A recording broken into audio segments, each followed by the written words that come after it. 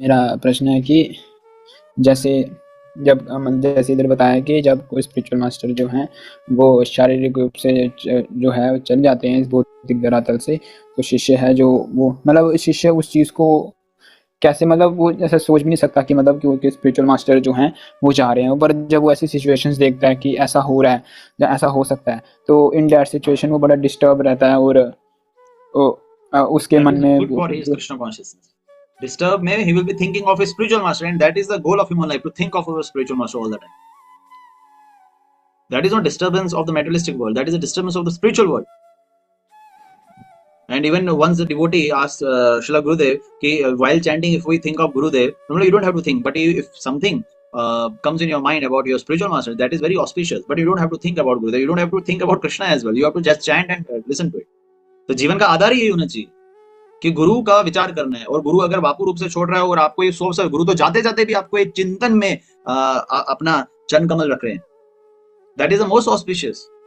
Are you getting my point, Prabhu? That is the most auspicious. That Guru, even if any purest devotee is leaving from this materialistic world, and we are thinking of this purest devotee, that is what is the fundamental goal of this materialistic life. Otherwise, you will be thinking about someone else. You will be thinking about maybe boy will think about a girl, and girl will think about boy, and so many other things. So we should always think. And that is what we are doing. When we are waking up, we are chanting Samsarada. 3 घंटे होते हैं तो फिर श्री गुरु चरण Padma. And whenever we chant Hare Krishna Mahamantra, before that we are reciting Guru Pranam Mantra. And it is also being mentioned कि कुछ नहीं तो मिनिमम 3 बारी गुरु का चिंतन करो. गुरु को चिंतन करना, गुरु के बारे में सोचना, वो चाहे डिस्टर्बेंस सिचुएशन में हो या एक हैप्पीनेस में हो या किसी भी परिस्थिति में हो, तो वो ही जीवन का आधार होना चाहिए. That is not disturbance, that is very auspiciousness. That is good. ये एंजाइटी भी हेल्प करेगा भक्ति. एंजाइटी भी हेल्प करेगा भक्ति में. वो एंजाइटी की गुरु ना जाए और गुरु शारीरिक रूप से जा रहे हैं, आपको ये एंजाइटी, ये भी अच्छी बात है कि आप गुरु का चिंतन कर रहे हैं, और गुरु चले गए, आप रो रहे हैं, आप डिस्टर्ब हैं, आप कुछ और प्रकार से हैं, आप वो भी आपके लिए अच्छी बात. That is good. But at this moment, at that moment, we should realize that more than that, it is not that if Guru is leaving, now Guru has left, I'm crying, I will not follow his instruction. That is completely sahajya.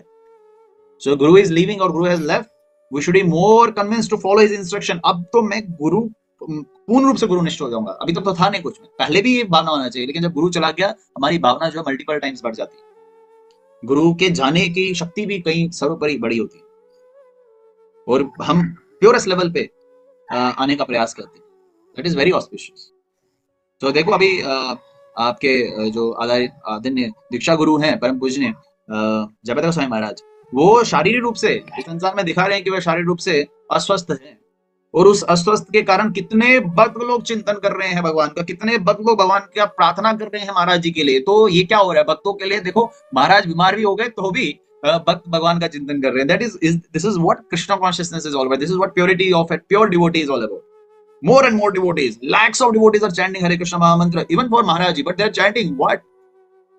Maharaj ji doesn't need our Mahamantra. That is for our purification. Yajna is going on, this is going on. That is what, of course, we should, whenever we are doing it, we should not just on when Guru Maharaj is unhealthy, even when he is very healthy and he is fit and fine, we should always keep thinking, for the pleasure of my spiritual master, for the pleasure of Srila Prabhupada, I am chanting, I am distributing books, I am reading Prabhupada books. That should be the fundamental goal of the spiritual life.